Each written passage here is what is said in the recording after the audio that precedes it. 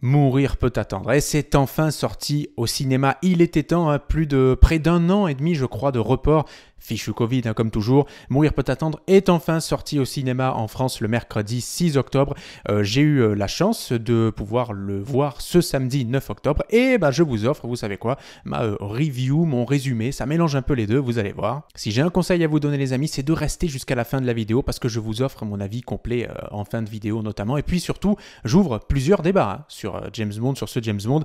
Et c'est l'occasion d'en discuter ensemble, les amis, dans les commentaires. N'hésitez pas. En attendant et avant que je commence, n'hésitez pas à mettre un pouce, hein, si vous kiffez ce genre de contenu, et puis à vous abonner à la chaîne, bien entendu, ça fait plaisir, merci. Avant toute chose, un tout petit rappel s'impose. Je pars du principe que vous êtes un peu familier de James Bond, mais je vais quand même vous expliquer quelques petits trucs au passage, on sait jamais. Alors ce 25e opus, c'était le 5e avec Daniel Craig, bien entendu, et surtout, ça faisait suite à 4 opus précédents, avec Daniel Craig évidemment. On avait Casino Royale, hein, le premier, avec le méchant, le chiffre, incarné par l'incroyable Mads Mikkelsen, et Eva Green aussi, la française, hein, c'est la chérie de James Bond, vous verrez. Puis on a eu Quantum of Solace, hein, qui m'a particulièrement marqué personnellement.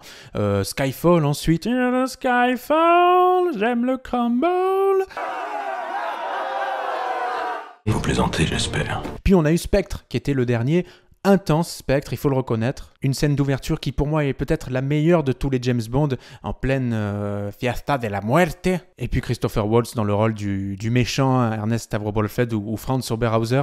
Pour moi, le meilleur méchant de cette franchise, de ces 5 derniers opus, avec Mads Mikkelsen, bien sûr. Donc, Mourir peut attendre, No Time to Die, dans sa version originale, est le 5e, le 25e opus, hein, de James Bond, le 5e avec Daniel Craig, je le disais, et qui marque en fait la fin d'une grosse parenthèse de 15 ans de James Bond. Et cette ère-là, pourtant j'ai adoré l'ère Sean Connery, j'ai adoré celle avec Pierce Brosnan aussi, mais franchement je trouve que c'est la meilleure des ères James Bond avec Daniel Craig, parce que justement il y a une réelle continuité sur certains points, mine de rien, de l'histoire, et ce James Bond un peu froid, aux apparences froides, parce qu'on verra avec No Time to Die, Mourir peut attendre, qu'il a un cœur d'or, au final notre Daniel Craig, James Bond. Petite précision les amis, à la tête de ce 25e James Bond, on retrouve un réalisateur américain, Cary Joji Fukunaga. Alors je ne sais pas si je prononce super bien son nom, mais il est notamment connu pour avoir réalisé tous les épisodes de la saison 1 de True Detective, hein, la série avec Matthew McConaughey. Voilà, c'était pour la précision. Alors les amis, à partir de maintenant, autant vous prévenir, gare, parce qu'il y a du spoil. Évidemment, j'entame un gros résumé, une review aussi en même temps, petite critique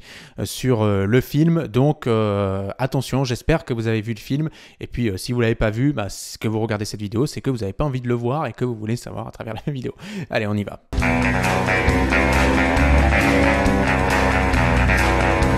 Alors donc je pars du principe que vous connaissez un petit peu l'histoire par rapport à Spectre notamment de Madeleine Swann, hein, qui est incarnée par Léa Seydoux, notre actrice française, qui a été beaucoup critiquée, etc. pour son jeu d'acteur, un peu comme l'avait été Marion Cotillard dans Batman.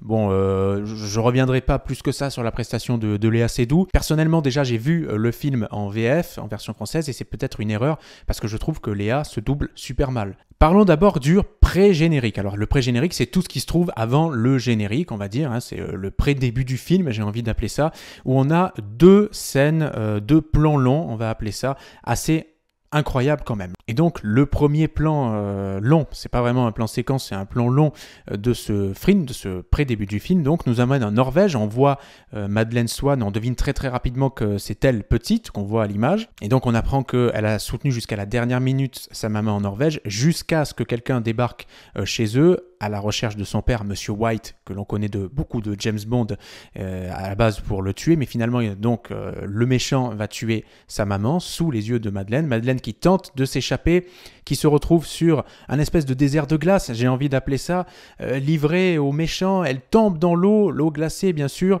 elle ne s'en sort pas, elle se retrouve très très rapidement prisonnière, et puis là le méchant arrive et tire tout un tas de balles. Alors, évidemment on devine, ça c'était forcément logique, que les balles ne vont pas la tuer, ne sont pas là pour la tuer, puisqu'on l'a vue plus grande, Madeleine, logique, mais que en fait le méchant va la sauver, va la secourir, va lui donner la chance de vivre sa vie. Et ce méchant n'est autre que le grand méchant de ce James Bond Mourir peut attendre, Safin, qui est incarné par Rami Malek, qu'on connaît de Bohemian Rhapsody, etc. Donc Safin, qui finalement arrive à tuer la maman, mais qui ne tue pas la fille, il est animé par la vengeance. Pourquoi ? Parce que Monsieur White, le père donc de Madeleine, il l'accuse d'avoir décimé sa famille entière. Donc Safin voulait se venger. Donc premier plan long, on sait qu'on maîtrise ça dans la neige et dans le froid du côté des James Bond, plutôt vraiment bien ficelé je trouve. Mais pour moi la performance XXL de ce film, elle est à mettre au crédit du deuxième plan long qui arrive, c'est-à-dire vraiment ce qui va définitivement précéder le générique et qui se déroule à Matera en Italie. Là c'est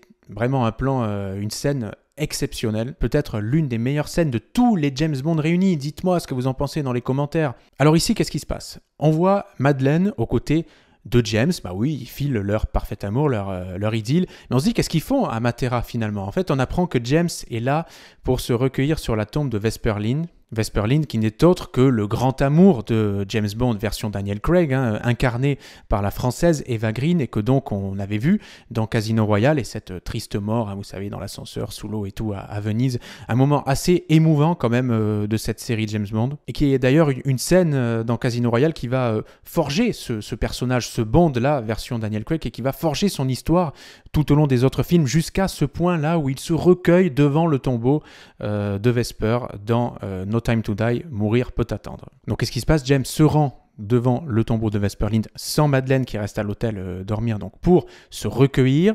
Et qu'est-ce qui se passe? Eh bien, il se rend compte que le tombeau est piégé, une explosion va le surprendre.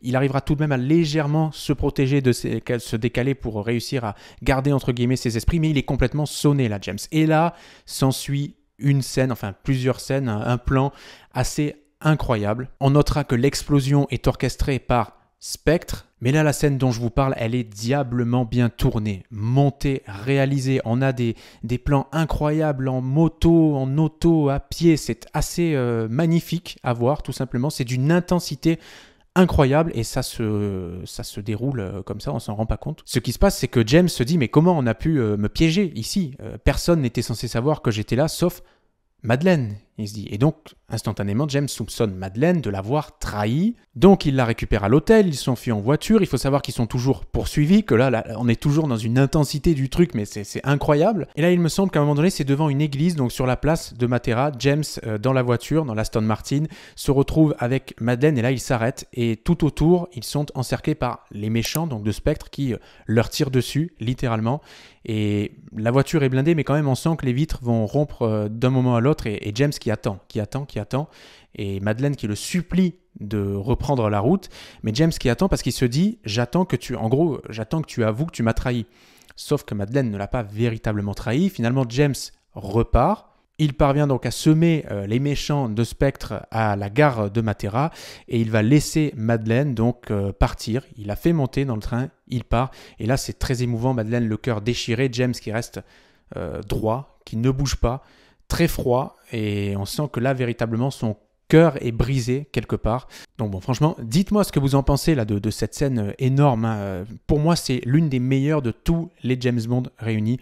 On est à quoi? On est à 60 ans de James Bond, 25 opus. C'était exceptionnel. La réalisation, les images, le cadre, tout est parfait dans cette scène immense. Voilà. Bon, je vous passe l'étape du générique. Vous en avez pensé quoi? Dites-le là aussi en commentaire. Le générique, j'ai trouvé ça pas trop mal, avec une réalisation qui, mine de rien, quelques clins d'œil à certains James Bond passés, une réalisation qui peut rappeler les origines de la franchise. Donc voilà, allez, on essaie d'avancer vite les amis.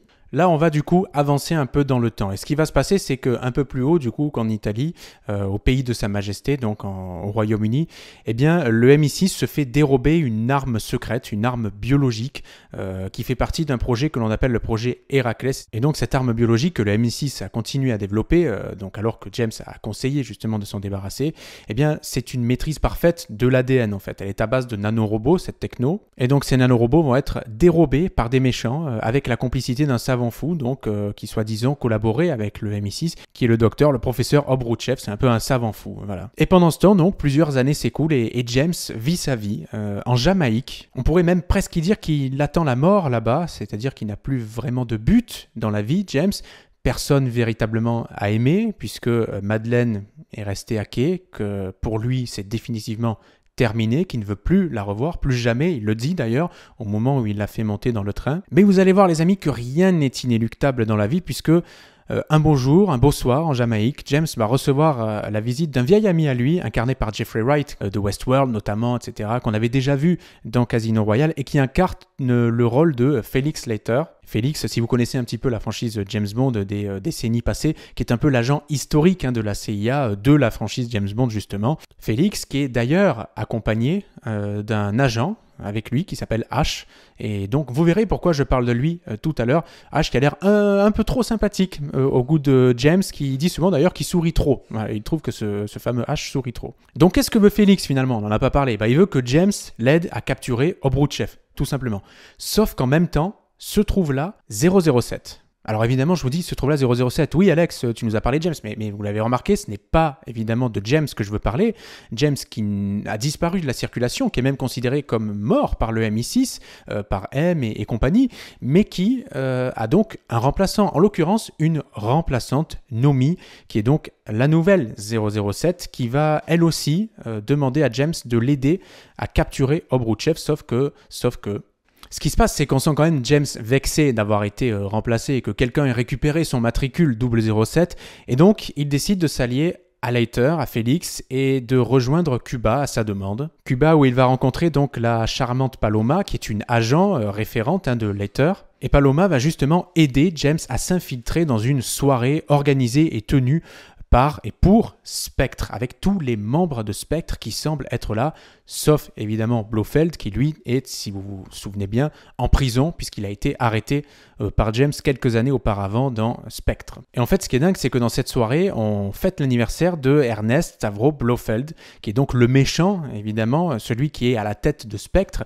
incarné par Christopher Waltz, acteur que j'adore, je le redis. Ah, évidemment, on a tous, ceux qui sont un peu cinéphiles en mémoire, sa performance dans Django Unchained. Mais bon, on s'en fout. Tout ça pour dire quand même que pour moi, c'est vraiment, je dirais, avec Javier Bardem peut-être, mais pas trop, mais aussi avec Mads Mikkelsen, j'en parlais de Casino Royale, c'est pour moi le méchant le plus charismatique de tous les James Bond. Il dégage un truc et il joue à merveille son rôle. Bon bref, je saute un peu l'étape de la fête où James donc et Paloma vont essayer d'attraper le fameux Docteur Fou qui est présent, le fameux Obrouchev, mais Nomi, eh bien, est là aussi, elle veut capturer Obrouchev, et donc les deux vont un petit peu se charcuter à distance, et pendant cette soirée, Blofeld parvient à communiquer à travers un œil bionique qui est dans le crâne de l'un de ces sbires, qu'on verra beaucoup d'ailleurs, ce sbire qui ne sert pas à grand chose. Bon, vous savez, c'est les fameux sbires de James Bond qui ne servent pas à grand chose, qui parlent quasiment pas ou presque. Au moment donc finalement c'est James et Phoenix qui parviennent à récupérer le savant fou Obrouchev, il faut le dire comme ça les amis, eh bien quand ils pensent l'avoir définitivement récupéré, ils se font piéger par 3 petits points, H. Vous savez, le fameux agent qui souriait trop aux yeux de James. Il avait senti quand même un truc chez lui, et H, qui est en fait un agent double, qui trahit littéralement les deux et qui finit même par tuer Félix. Et là, c'est une scène assez incroyable là aussi du film, l'une je pense des 3 meilleures scènes pour moi. C'est apocalyptique comme ambiance, vous le voyez d'ailleurs sur ces images, vraiment une scène touchante en plus parce qu'il y a un vrai lien d'amitié, on l'avait vu dans Casino Royale, on l'avait deviné, il y a un vrai lien d'amitié entre Félix et James.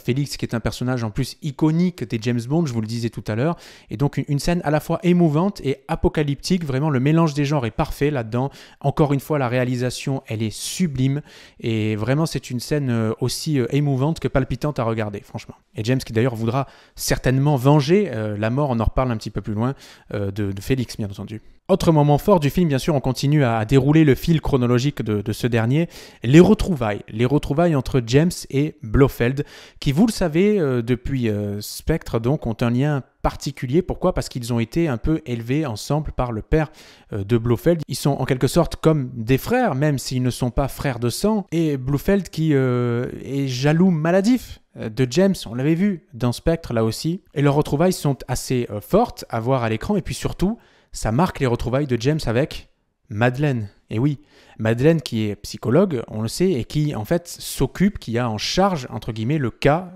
Blofeld. Sauf qu'entre-temps, on a vu que Madeleine est tombée sur le méchant dont on parlait au début. Et oui, qui veut se venger, notamment de Spectre, bien entendu, Spectre qui avait commandité la mort de sa famille. C'est Safin incarnée par Rami Malek, qui est donc, vous l'avez deviné, le grand méchant de ce James Bond-ci, de ce 25e James Bond. Et ce qui s'est passé, c'est que Safin demande en quelque sorte à Madeleine de tuer Blofeld et donc il va la contaminer, il va l'infecter avec les nanorobots et il lui suffira du coup de toucher Blofeld pour tuer Blofeld et là, non seulement Safin obtiendra sa vengeance personnelle, mais Madeleine obtiendra aussi la sienne, donc tout le monde serait content. Sauf que, une fois que Madeleine et James se retrouvent devant Blofeld, Madeleine se défile, elle est littéralement tétanisée, elle sait ce qu'elle peut et ce qu'elle doit faire, mais elle n'y arrive pas. Elle quitte donc James, elle quitte la salle où se trouvent les trois protagonistes, donc avec Blofeld, et elle quitte la salle et il y a un contact physique entre James et entre Madeleine, contact qui va automatiquement transmettre et de manière irréversible, c'est important de le préciser, ces nanorobots à James cette fois. Donc s'ensuit l'échange, la conversation un à un entre James et Ernest, et là, Blofeld qui avoue que le tombeau piégé de Vesperlind, dont on parlait tout à l'heure, c'était lui, c'était Spectre. Il se passe qu'ils échangent, etc. Blofeld essaie de convaincre James que Madeleine a trahi James, et là, James n'en peut plus, il essaie d'étrangler Blofeld, finalement il se ravise, sauf que je vous ai expliqué que James était contaminé, entre guillemets, par les nanorobots qui lui avaient transmis involontairement Madeleine, et donc James tue Blofeld sur le coup. Voilà, comme ça. C'est vrai que la mort était un peu instantanée. C'était peut-être pas super bien tourné comme ça. On va dire que c'était assez raide et bref, comme mort pour Blofeld, qui était un méchant quand même assez important. Ce qui se passe, c'est que Madeleine s'éclipse. Personne ne sait où elle se rend. Absolument personne. Même James, en tout cas, aux yeux de Q, de M, etc., de Nomi. Mais évidemment, James sait très bien où Madeleine se rend, il n'a rien oublié. Et là, en Norvège, James retrouve Madeleine avec une petite fille âgée de 5 ans, prénommée Mathilde. Une petite fille âgée de 5 ans, oui, c'est peu ou prou la période qui s'est écoulée entre la séparation entre James et Madeleine et leur retrouvaille maintenant en Norvège. James demande assez naturellement, avec ses yeux, avec son regard, si c'est sa fille. Madeleine qui lui dit non, elle n'est pas de toi. Sauf que James dit mais ses yeux.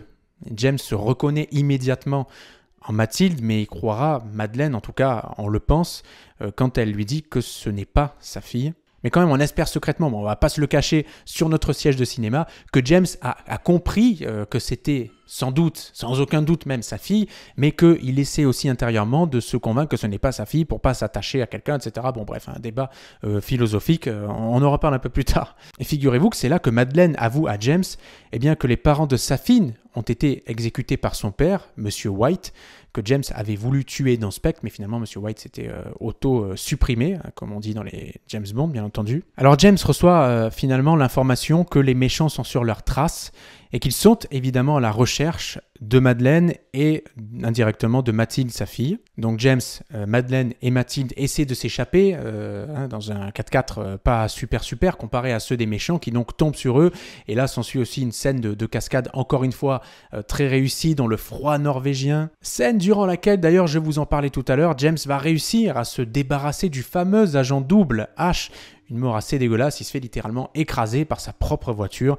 Bien joué James là aussi. Bon, H, il aura juste servi en fait à raccrocher 2-3 fils entre eux dans ce scénario, mais sinon il ne sert strictement à rien dans le film. Mais pendant que James est occupé à régler son compte à H et à venger son ami Félix, tué par H, Safin est aussi là, évidemment, et il parvient à capturer Madeleine et sa fille Mathilde. Morceau suivant, les amis, et tout ce beau monde, James, Q, Nomi, se rend sur une ancienne base de la Seconde Guerre mondiale située dans des zones assez difficiles entre le Japon et la Russie. Autant vous dire que c'est un lieu qui peut péter à tout moment. Cette base, les amis, c'est le QG de Safin. C'est là où, évidemment, il développe son esprit diabolique, mais aussi ses plantes tueuses et ses nanorobots à très grande échelle. Alors, je trouve, même si on le voit un petit peu très brièvement, que le film n'évoque pas plus que ça, ne rentre pas plus que ça dans les détails psychologiques des motivations de Safin. On a compris que Safin voulait anéantir Spectre. D'ailleurs, durant la fameuse soirée à Cuba où les membres de Spectre se réunissent tous les membres, j'ai oublié de le préciser tout à l'heure, sont tués par ces fameux nanorobots. Et donc, c'est terminé, évidemment, pour Spectre. Mais on comprend quand même que Safin veut tuer tout le monde et rétablir un nouvel ordre. Bref, c'est le fameux méchant habituel, comme on peut le voir dans les James Bond. D'ailleurs, vous avez remarqué que M, donc Monsieur Voldemort, comme je l'appelle, M et James à Londres en riront tous les deux en disant, en gros, un méchant comme un autre, un truc comme ça, voilà, vous avez compris. Et James, avec la complicité d'ailleurs de Nomi, la 007, qui va d'ailleurs lui rendre son matricule symboliquement, et James redevient 007, James va réussir a sauvé Mathilde et sa maman, Madeleine. On précisera d'ailleurs que Mathilde n'a pas l'air trop traumatisée non plus dans le film, malgré que sa fille l'ait un peu capturée, qu'il y a des menaces qui se sont un petit peu échangées. Bon bref, il y a quand même des armes qui étaient pointées sur la gueule des uns et des autres, mais ça va, elle n'est pas trop traumatisée Mathilde, elle est déjà forte. Hein. Donc Madeleine et sa fille sont évacuées de la fameuse base par Nomi, et James est là pour finir le travail. Et James demande quelque chose de très particulier en fait à ses supérieurs, il dit il faut tout faire sauter. Il faut tout faire sauter, c'est le seul moyen.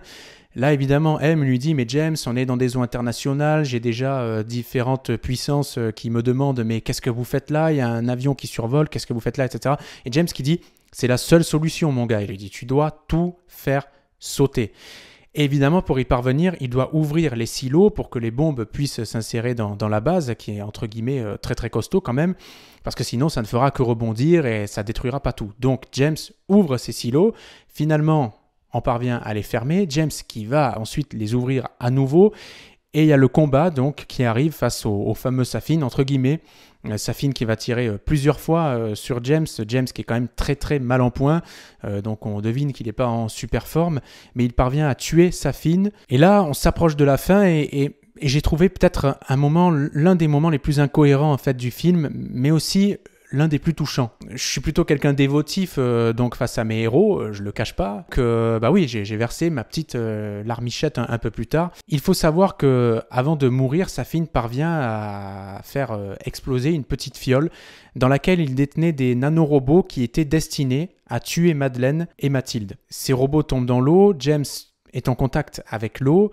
et il se trouve que James va être infecté par ces nanorobots. Ce qui veut dire que si James touche Madeleine ou Mathilde, vous comprenez bien que c'est terminé. Et là, James, c'est évidemment, donc il est en quelque sorte condamné, qu'il ne pourra pas s'en sortir parce qu'il doit rouvrir les silos et que dans tous les cas, s'il parvient à s'en sortir par je ne sais quel miracle, il ne pourra plus jamais être en contact avec Madeleine et Mathilde parce que, et Q l'explique dans le film, les nanorobots, leurs effets sont irréversibles. On comprend que c'est quand même une fin triste qui se profile pour James.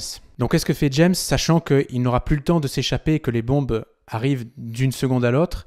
Il demande à entrer en contact avec Madeleine une dernière fois. Et Madeleine, là, lui avoue cette fois que Mathilde est bien sa fille. Ce qui permettra quand même, on le devine dans l'esprit de James, de partir en paix, si j'ose dire. Le sentiment du devoir accompli, conscient qu'il laissera quelque chose de lui sur cette terre après sa mort. D'ailleurs, contrairement à ce que lui avait fait sous-entendre Blofeld, qui avait dit, je ne sais plus si c'était dans Spectre, mais qu'en gros, James était quelqu'un qui n'avait pas de vie et qui ne manquerait à personne. Et là, on assiste à l'explosion extrêmement violente. James qui se trouve à proximité immédiate de cette explosion, on le voit être désintégré. Et là, comme ça, moi j'étais comme ça. Ah, ça c'était moi sur mon siège de ciné, je me suis dit mais c'est pas possible, ils ont pas tué James, c'est quoi ces conneries, tu peux pas, non les gars. On va reparler de ça à la fin dans l'avis final de ce film. Et d'ailleurs la dernière scène du film, qu'est-ce que c'est? Eh bien on retrouve Madeleine qui est accompagnée de sa petite fille, de sa fille Mathilde en voiture, qui sont sur les routes, une fois n'est pas coutume, donc de Matera. Madeleine qui se tourne vers Mathilde qui dit je vais te raconter une histoire, c'est l'histoire de Bond, James Bond. Elle lui dit, et voilà, ça se termine comme ça, ce film. Donc bon, que dire dans l'avis final? C'est important et c'est là que je vous invite à réagir les amis en commentaire. Que dire dans l'avis final de ce James Bond, ce 25e opus? Sincèrement, pour moi, c'est un opus très réussi. On a d'abord, et je l'ai dit avec des superlatifs que j'ai même parfois répétés, on a des scènes absolument dingues. Par moments, la première partie du film est géniale. On a un James Bond au sommet de son art. Même chose donc pour Daniel Craig, dont le jeu d'acteur est fou, encore une fois, dans ce film. D'ailleurs, j'ai bien aimé qu'on ait développé l'aspect sentimental, même paternel, j'ai envie de dire, de James Bond dans ce film. Un James véritablement à cœur ouvert, qui balance même des je t'aime. Alors que dire de la musique, les arrangements musicaux ou les instrumentations, vous entendez derrière, qui donnent la chair de poule. Honnêtement, rien que là d'en parler, j'en ai la chair de poule parce que évidemment tu l'assimiles à la situation que tu as vue dans le film et qui sont signés donc ces arrangements, ces musiques-là, Hans Zimmer. Alors Hans Zimmer, c'est évidemment Forrest Gump, c'est Pirates des Caraïbes, c'est Interstellar, je pourrais vous en citer des dizaines comme ça, c'est un véritable génie ce type. Et donc on sent vraiment sa patte tout au long du film. C'est l'heure de la critique un petit peu négative, j'ai envie de dire là maintenant. J'ai été en revanche moins convaincu par la bascule de méchant à méchant, cette bascule entre Blofeld, incarné par Christopher Waltz, et Safin, incarné par Rami Malek. Alors évidemment, on était arrivé au bout du personnage de Blofeld, par définition, on ne voyait pas comment il pouvait s'en sortir. Déjà, il a pu orchestrer une dernière soirée Spectre, faire exploser le tombeau de Vesper Lynd, etc. Mais je trouve que Safin, incarné par Rami Malek, dont la VF, la version française, est catastrophique d'ailleurs, elle correspond, c'est une doublure qu'on connaît bien, une voix off, j'aime bien, mais ça correspond pas à une voix d'un méchant de James Bond. Ça le fait pas trop et du coup ça rend encore moins impressionnant le personnage dont on a essayé, vous l'avez vu notamment dans la deuxième partie du film, de lui donner de plus en plus d'épaisseur en fait, pour vraiment donner un peu plus d'épaisseur à son rôle de méchant, à sa personne. Mais je trouve que justement ça a un petit peu trop traîné en longueur par moment, on en a un peu trop fait.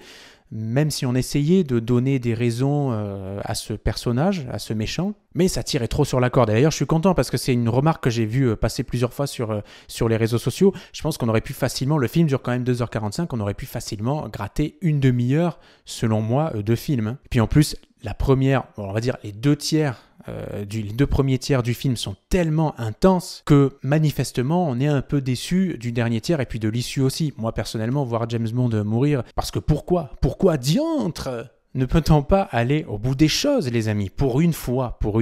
Alors on sait que 007, par principe là aussi, n'a pas le droit au bonheur. Mais qu'est-ce que le bonheur ? Comme dirait mon prof de philosophie du lycée. Non mais c'est vrai, pourquoi James n'aurait pas lui aussi droit une fois au bonheur? James tombe amoureux, il apprend qu'il a une fille, et il apprend mine de rien qu'il a loupé les 5 premières années de vie de sa fille. Donc au moment où il va mourir, c'est la double, voire la triple peine pour James. Je vous ai expliqué tout à l'heure qu'on peut avoir le sentiment que James va partir en paix parce qu'il se dit finalement je vais léguer quelque chose sur cette terre, de moi. Donc je me demande quand même s'il était bien utile pour la dramaturgie du film de zigouiller James. Bon, de toute façon, chacun se fera son avis là-dessus. Dites en commentaire si vous trouvez que c'est une bonne fin ou vous auriez préféré que James ait quand même 1 ou 2 minutes de plus pour se sauver. N'hésitez pas à le dire. Bon, les exemples de ce type, de toute façon, ne manquent pas dans le cinoche, le 7e art, comme on l'appelle. Enfin voilà, les amis. Si, en 2 mots, je devais situer ce film dans la liste des 5 films incarnés par Daniel Craig comme James Bond, je pense que je le mettrais en 2e position derrière l'indétrônable Casino Royale, et je le mettrais en 2e position en balance, c'est un avis tout à fait personnel, en balance avec Spectre, peut-être Spectre en 2 et juste derrière en 3, Mourir peut attendre, pourquoi pas, et puis après donc il y a Skyfall qui arriverait pour moi en 4e position et Quantum of Solace, donc j'ai pas un souvenir super, en 5e et dernière position. Tiens, donnez aussi votre top 5 les amis en commentaire, ça m'intéresse. Alors, en tout cas, je souhaite beaucoup de succès à ce film qui est super bien parti au box-office en France. Je sais que sur les 5 premiers jours d'exploitation, je parle des 5 premiers jours d'exploitation, il a dépassé le cap du million de billets vendus, du million de spectateurs, ce qui est le meilleur lancement depuis je ne sais plus quel film. C'est un lancement super quand même. Il ne faut pas rappeler qu'il y a aussi encore toujours le pass sanitaire dans la plupart des cinémas. Et puis désormais, on peut se projeter, on peut déjà un petit peu fantasmer sur qui sera le prochain James Bond. Alors on sait que la productrice historique de James Bond n'est pas super chaude, on va dire, pour que ce soit une femme qui prenne le rôle de James Bond. J'ai envie de dire d'un côté, tant mieux, parce que c'est, sans vouloir jouer les sexistes ou quoi que ce soit, je pense que c'est incarné depuis 60 ans par un homme. Je vois pas comment on pourrait changer James Bond en James Bond avec des cheveux. Enfin, j'essaie de... Mais après, pourquoi pas, je suis ouvert à tout. Puis il y a la discussion, évidemment, de qui remplacera, si c'est un homme, qui remplacera James. Est-ce que ce sera un Britannique, un homme blanc, entre guillemets, ou est-ce que ce sera quelqu'un de plus métissé? À voir, aussi, il y a pas mal de noms qui sont sortis. On aura peut-être l'occasion d'en reparler un jour. Là aussi, dites-nous ce que vous en pensez dans les commentaires. En tout cas, je pense que avant 3, 4 ou 5 ans, on n'aura pas des nouvelles de James Bond et on n'aura pas de nouveaux films, ça, voilà. Les amis, j'espère que cette vidéo vous a plu. J'ai essayé donc de vous résumer le film à ma façon, peut-être en oubliant quelques détails, en me trompant peut-être aussi sur quelques détails. Je n'ai vu qu'une fois le film, malgré toute mon attention. Film sorti à 00h30 quand même du Cinoche. Mais voilà, et puis mon point de critique à la fin, que j'ai essayé d'être le plus honnête possible dans cette critique-là. Prenez soin de vous les amis, je vous dis à très vite pour de nouvelles aventures, nouvelles interviews, reportages, critiques, etc., tests, machin et tout. Je vous embrasse les amis, ciao, salut. Et salut James.